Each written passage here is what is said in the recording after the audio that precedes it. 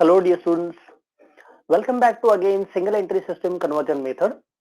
Now today we are going to discuss the second problem on how to convert the single entry into a double entry system. So here the question is about Bodhi who supplies you the following information, and the information is about stock, machinery, furniture and creditors. One more information missing here is, and that information I am adding over here, and that is about debtors. The opening and closing balance of debtors is also given.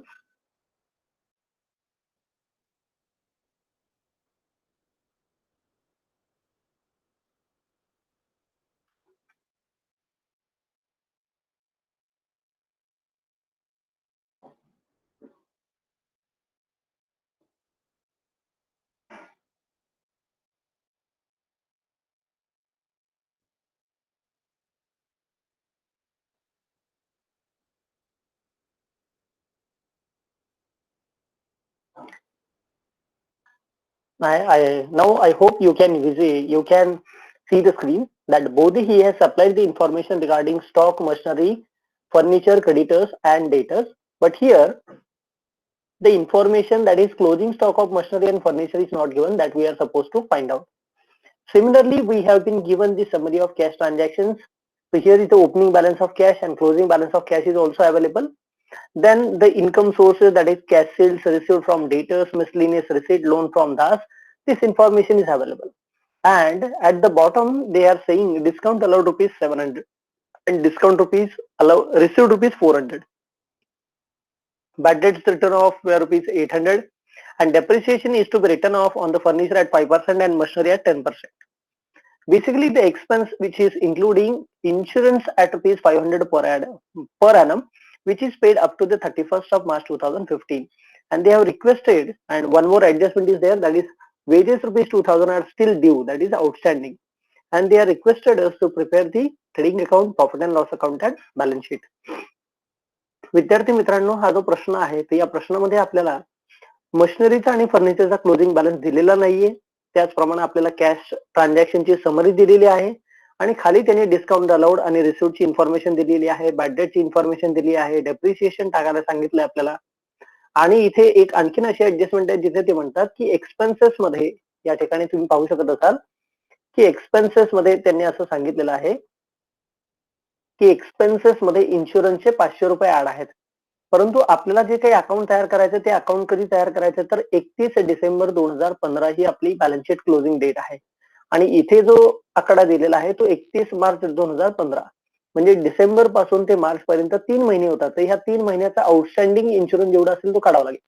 मग तो आपण कसा काढणार आहोत, तर 500 रुपयाला 12 ने divide करायचा आहे. मग आपल्याला एका महिन्याचा इन्शुरन्स येईल आणि तो 3 महिन्याचा प्रीपेड आहे, त्याच्यामुळे त्याला 3 मल्टिप्लाइड बाय 3 तुम्ही करायचंय, जेणेकरून आपल्याला जो 3 महिन्याचा इन्शुरन्स आहे तो प्रीपेड फाइंड आउट करता येईल. आणि आता ह्या क्वेश्चन मध्ये आपल्याला काय काय फाइंड आउट करायला लागणार आहे. सिंपल थिंग आहे, जर तुम्हाला ट्रेडिंग अकाउंट तयार करायचं असेल तर ट्रेडिंग अकाउंट मध्ये आपल्याला काय काय लागतं, तर ओपनिंग स्टॉक लागतो जो दिलेला आहे आपल्याला, क्लोजिंग स्टॉक लागतो तो पण आहे आपल्याकडे, परचेसेस लागतात. तर परचेसेस मात्र इथे कॅश ट्रान्झॅक्शन मध्ये कुठेही दिलेले नाहीयेत, म्हणजे आपला परचेसेस फाइंड करावं लागतील. मग परचेसेस आपल्याला क्रेडिटर्स अकाउंट वरून फाइंड आउट होतील, त्यामुळे आपल्याला क्रेडिटर्स अकाउंट तयार करायचंय. सिमिलरली आपल्याला सेल्स लागेल, तर सेल्स मध्ये कॅश सेल्स इथे दिलेला आहे परंतु क्रेडिट सेल्स दिलेलं नाहीये. आता क्रेडिट सेल्स आहे का नाही हे कसं कळणार, जर तुम्हाला डेटर्स कडून पैसे आले असतील तर याचा अर्थ सरळ आहे की तुम्ही डेटर्सला पण माल उधारीवरती विकला असेल, म्हणजेच आपल्याला क्रेडिट सेल्सचे फिगर ही डेटर्स अकाउंट वरून काढावं लागेल. म्हणजे आपल्याला डेटर्स अकाउंट काढावं लागेल, क्रेडिटर्स अकाउंट काढावं लागेल. आणि जेव्हा आपल्याला बॅलन्स शीट बनवायचं आहे तेव्हा बॅलन्स शीट मध्ये आपल्याला ओपनिंग कॅपिटलचा बॅलन्स लागतो, म्हणजेच आपल्याला ओपनिंग स्टेटमेंट ऑफ अफेअर किंवा ओपनिंग बॅलन्स शीटच्या माध्यमातून ओपनिंग बॅलन्स ऑफ कॅपिटल हा देखील फाइंड आउट करायचा आहे. चला तर मग हा प्रश्न सोडून पाहूया आपण. तर सुरुवातीलाच आपल्याला या ठिकाणी टोटल डेटर्स अकाउंट आपण या ठिकाणी काढत आहोत. आणि डेटर्स अकाउंट काढताना डेटर्सचा सगळ्यात पहिल्यांदा आपण ओपनिंग बॅलन्स घ्यायचा आहे. तर इथे तुम्ही बघू शकता मगाच्या इथे डेटर्सचा ओपनिंग बॅलन्स किती आहे, 18,100 आणि 19,300 हा डेटर्सचा बॅलन्स आहे. त्यामुळे आपण आता या ठिकाणी 18,100 डेटर्सचा opening balance to balance brought down आणि इकडे closing balance by balance brought down या ठिकाणी क्लोजिंग बॅलन्स लिहिलेला आहे. आता आपल्याला डेटा संबंधी जी इन्फॉर्मेशन आहे ती आपल्याला कॅश ट्रान्झॅक्शनच्या समरीमध्ये मिळेल. मग त्याच्यात बघा तुम्ही इथे रिसिव्ड फ्रॉम डेटर्स किती आहे 75,300. मग आता रिसिव्ड फ्रॉम डेटर्स म्हटल्यावरती कॅश मिळाली तर कॅश अकाउंट डेबिट टू काय म्हणणार आपण डेटर्स, तर डेटर्सच्या क्रेडिटला काय म्हणणार बाय कॅश अकाउंट 75,300. यानंतर खाली आपल्याला इन्फॉर्मेशन दिली आहे डिस्काउंटर अलाउड. आता डेटर्सला आपण डिस्काउंट अलाउड करत असतो त्यामुळे डिस्काउंट अलाउड ₹700 हे आपल्याला डेटर्सच्या क्रेडिटला मांडावं लागेल. त्याचप्रमाणे इथे पुढे दिलेलं आहे बॅड डेट्स, म्हणजेच आपण ज्या कस्टमरला माल उधारीवरती विकला होता त्यातले ₹800 हे आपल्याला येणारच नाहीयेत, म्हणून बॅड डेट्स हे आपण या ठिकाणी ₹800 डेटर्सच्या क्रेडिटला मांडलेले आहेत ₹800. आता आपण सिम्पली हे अकाउंट क्लोज करूया. 75,300, 700, 800 आणि 19,300 तर याची टोटल जी आहे ती आहे 96,100. आता ही दोन्हीकडे आपण पॅरलल मांडल्यानंतर आपल्याला 18,100 जो ओपनिंग बॅलन्स यातून मायनस केल्यानंतर जी बॅलन्सिंग फिगर येते आपला, ती बॅलन्सिंग फिगर आपली काय आहे तर ती बॅलन्सिंग फिगर म्हणजेच आपला क्रेडिट सेल्स आहे इथे. मग क्रेडिट सेलची इथे जी फिगर आलेली आहे ती फिगर किती आलेली आहे, क्रेडिट सेलची फिगर आलेली आहे ₹78,000, म्हणजे ₹78,000 हा आपला क्रेडिट सेलचा बॅलन्सिंग फिगरचा आकडा आहे. त्यामुळे ₹78,000 ही बॅलन्सिंग फिगर आपल्याला ट्रेडिंग अकाउंट मध्ये लिहायची आहे. सिमिलरली त्याच वरती आपण आता क्रेडिटर्स अकाउंट तयार करूया आणि क्रेडिटर्स अकाउंट तयार करण्यासाठी आता आपल्याला पुन्हा एकदा क्रेडिटर्सचा ओपनिंग आणि क्लोजिंग बॅलन्स पाहावा लागेल. तर त्यासाठी आता आपण क्रेडिटर्सचा ओपनिंग बॅलन्स इथे बघा तुम्ही 11,000 दिलेला आहे, तर इथे क्रेडिटर्स ही लायबिलिटी असल्यामुळे बाय बॅलन्स ब्रॉट डाऊन ₹11,000 इथे दिलाय आपण. त्याचप्रमाणे क्लोजिंग बॅलन्स दिलाय 12,500, तर इथे क्रेडिटर्सचा क्लोजिंग बॅलन्स लिहून ठेवायचा आहे, टू बॅलन्स कॅरीड डाऊन 12,500. आता क्रेडिटर्सच्या संबंधी इथे दिले बघा पेमेंट ऑफ क्रेडिटर्स, म्हणजे आपण क्रेडिटर्सला पैसे दिले ते एंट्री काय होते creditors account debit to cash account. त्यामुळे क्रेडिटर्सच्या डेबिटला टू कॅश ₹35,000. यानंतर इथे आपल्याला आणखीन काही इन्फॉर्मेशन याच्याबद्दल दिसत नाहीये, त्यामुळे आता खाली इन्फॉर्मेशन बघूया. तर इथे लिहिलंय डिस्काउंट रिसिव्ड बाय ₹400.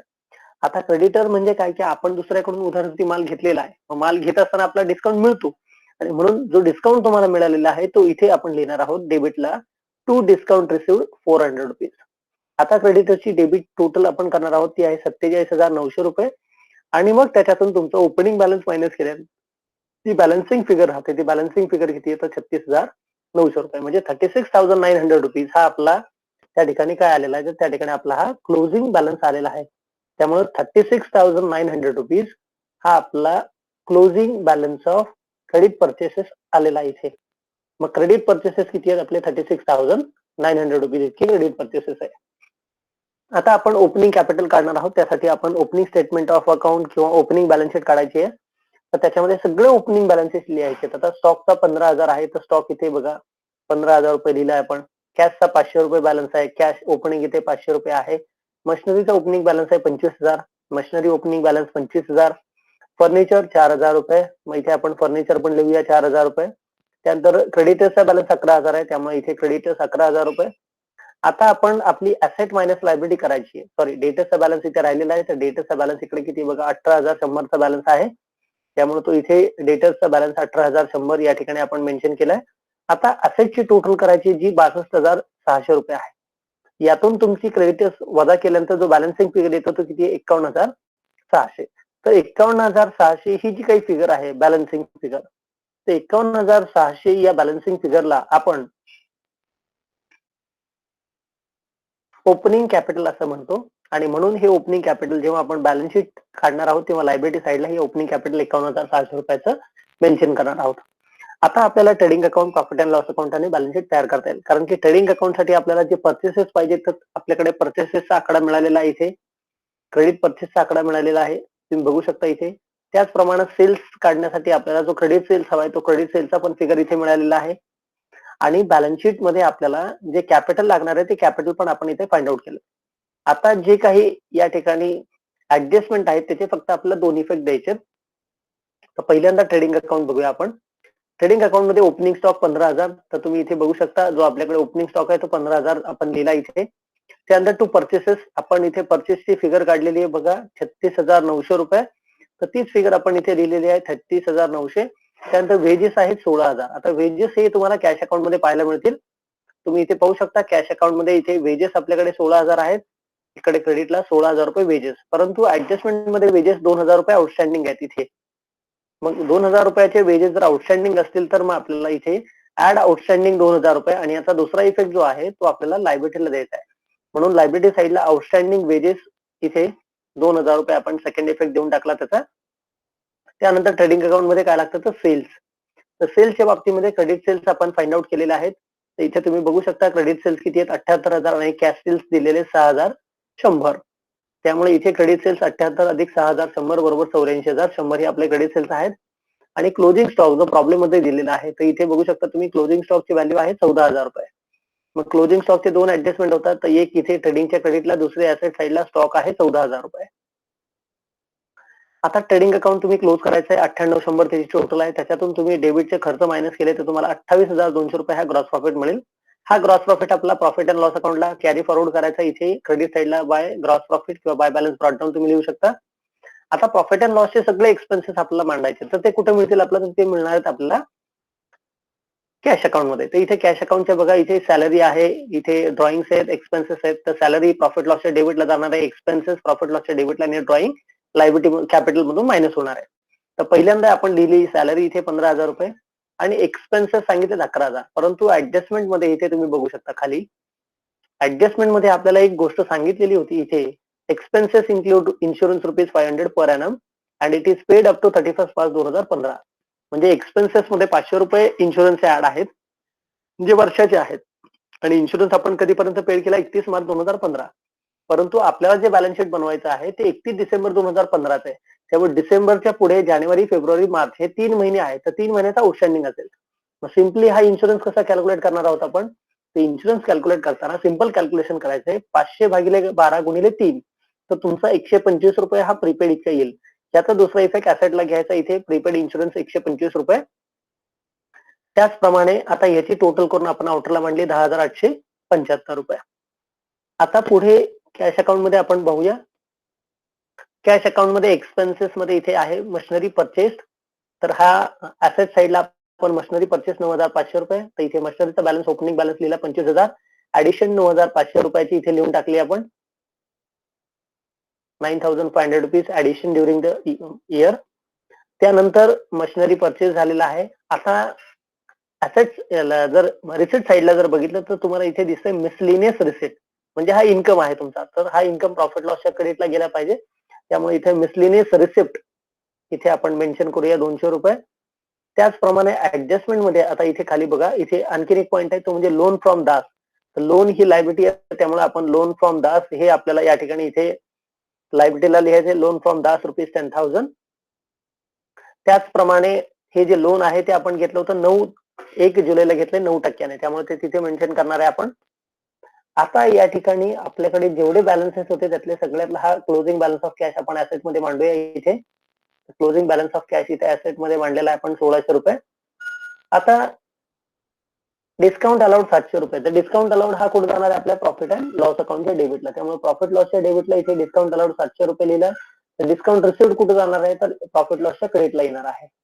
त्याचप्रमाणे आपल्याला खाली ऍडजस्टमेंट दिली होती त्याच्यात सांगितलं होतं की डेप्रिशिएशन तुम्ही टाका आणि ते किती टाकायचं होतं आपल्याला फर्निचर वरती 5% आणि मशीनवरती 10%. आता फर्निचर वरती पहिल्यांदा डेप्रिशिएशन टाकूया. तर फर्निचरचं ओपनिंग बॅलन्स आहे 4,000. त्याच्यावर डेप्रिशिएशन 4,25 200 रुपये डेप्रिशिएशन आहे. तर हे डेप्रिशिएशन ऑन फर्निचर 200 रुपये इथे लिहिणार आहे आपण प्रॉफिट लॉसला दुसरा इफेक्ट. आता मशिनरीचं जे डेप्रिशिएशन आहे ते कसं आहे बघूया.